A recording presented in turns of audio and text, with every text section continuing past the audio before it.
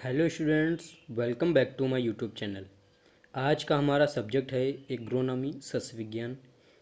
तो इस वीडियो में मैं आपको एग्रोनॉमी के क्वेश्चंस बताऊंगा जो BHU ICAR तथा यूपी कैटेट के AGBSC एंट्रेंस एग्ज़ाम्स के लिए अति महत्वपूर्ण हैं। तो चलो स्टार्ट करते हैं। तो आज का हमारा पहला क्वेश्चन है, बिहार के लिए मूंगफली की कौन सी जाति उपयुक्त है? तो इसका हमारा आंसर रहेगा कुबेर जाति। जो कुबेर जाति है वो बिहार के लिए मूंगफली की सबसे उपयुक्त प्रजाति है। तो दूसरा क्वेश्चन है, मूंगफली का छिलका बना होता है। मूंगफली का छिलका कैल्शियम का बना होता है। मूंगफली की फैलने वाली प्रजातियों की दूरी कितनी होती है? 45 × 15 सेंटीमीटर रखते हैं, जबकि गुच्छेदार जातियों की दूरी कितनी होनी चाहिए?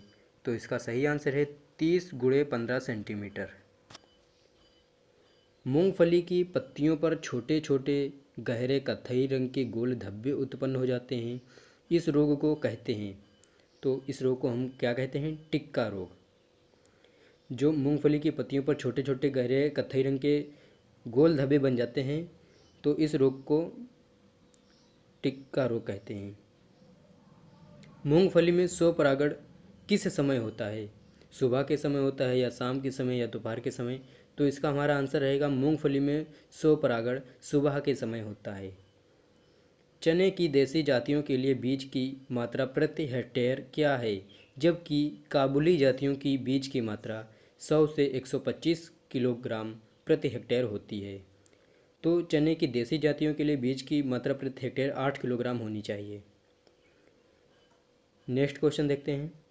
चने की फसल की 15 से 20 सेंटीमीटर ऊंचाई होती है। शीर्ष शाखा तोड़ने को क्या कहते हैं? निपिंग कहते हैं।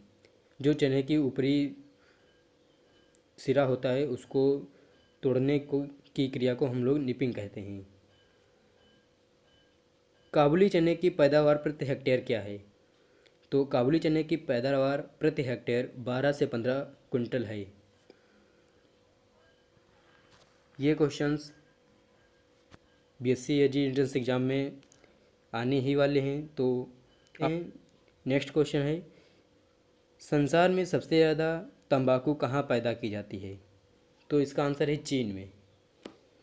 संसार में सबसे ज़्यादा तंबाकू चीन में पैदा की जाती है।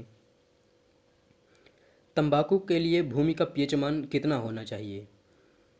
तो तंबाकू के लिए भूमि का pH मान 5 से 6 pH होना चाहिए। तंबाकू के लिए सबसे अच्छी मिट्टी कौन सी है? लोना मिट्टी। जो लोना मिट्टी होती है वो तंबाकू की खेती के लिए सबसे उपयुक्त और सबसे अच्छी मिट्टी होती है। सेंट्रल टोबैको रिसर्च इंस्टीट्यूट कहाँ है? Central tobacco research institute Rajahmundry में है। हुक्का तंबाकू की प्रजाति है। गोभी। भाग्य लक्ष्मी किसकी प्रजाति है? तो हम देखते हैं भाग्य लक्ष्मी खाने वाली तंबाकू की प्रजाति है। हाई टॉपिंग किस में की जाती है? सिगरेट में। जो सिगरेट होता है का पौधा उसमें हाई टॉपिंग की जाती है। अब हमारा अगला क्वेश्चन है, तंबाकू में डिस्करिंग क्रिया के पश्चात पत्तियों के अक्ष में क्या लगाना है? कहने का मतलब यह है कि तंबाकू में डिस्करिंग क्रिया के पश्चात पत्तियों के अक्ष में क्या लगाना चाहिए? तो इसका आंसर रहेगा मैलिक हाइड्राजाइक या फिर इंडोल एसिटिक अम्ल। तंबाकू की कौन सी जातियों या प्रजातियों में सबसे पहले पककर तैयार होती है? तंबाकू की वह कौन सी प्रजाति है जो सबसे पहले पककर तैयार हो जाती है? तो उसका आंसर है निचली।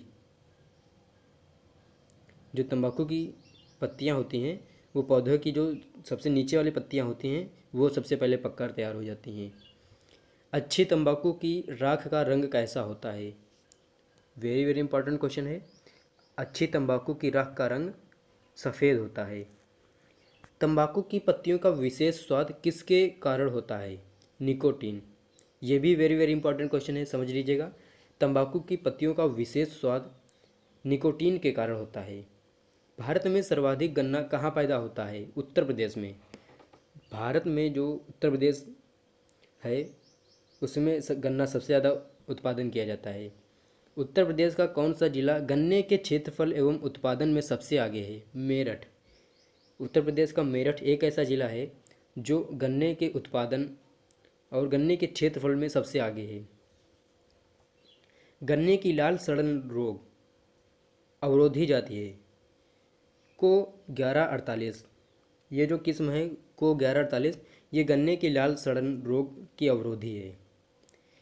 गन्ने का कौन सा भाग बुआई के लिए सबसे उपयुक्त होता है? तो इसका आंसर रहेगा ऊपरी भाग। जो गन्ने का ऊपरी भाग होता है वो बुआई के लिए सबसे उपयुक्त होता है। गन्ने की सूखा सहन करने वाली जातियां हैं। जो गन्ने की सूखा सहन करने वाली जातियां हैं जैसे को 1148, BO 17 और BO 70, ये गन्ने की सूखा सहन करने वाली जातियां हैं। सर्वश्रेष्ठ गुड़ का गन्ना किस महीने की कटाई में मिलता है?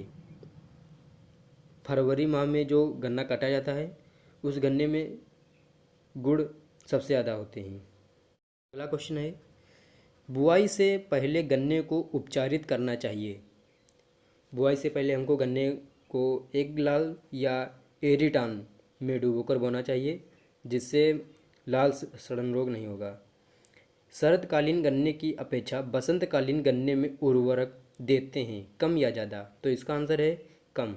शरदकालीन गन्ने की अपेक्षा बसंतकालीन गन्ने में उर्वरक हम लोग ज़्यादा देते हैं। गन्ने में सिंचाई कितनी गहराई पर करनी चाहिए? वेरी वेरी इंपॉर्टेंट क्वेश्चन, देख लीजिए। गन्ने में सिंचाई कितनी गहराई पर करनी चाहिए? तो इसका आंसर है 8 से 10 सेंटीमीटर। गन्ना पकने पर ब्रिक्स प्रतिशत कितना होता है? 18%। अब ये हमारा लास्ट क्वेश्चन है, ब्रिक्स प्रतिशत ज्ञात करते हैं एक ऐसा यंत्र का नाम बताइए जिसे ब्रिक्स प्रतिशत ज्ञात करते हैं। तो इसका आंसर है रिफ्रैक्टोमीटर। तो स्टूडेंट्स, यदि आपने अभी तक हमारा यूट्यूब चैनल सब्सक्राइब नहीं किया है तो कर लीजिए, और कमेंट बॉक्स में कमेंट करके अवश्य बताना कि आपको किस सब्जेक्ट के क्वेश्चन चाहिए, मैं आपको बना के दूंगा। Thank you.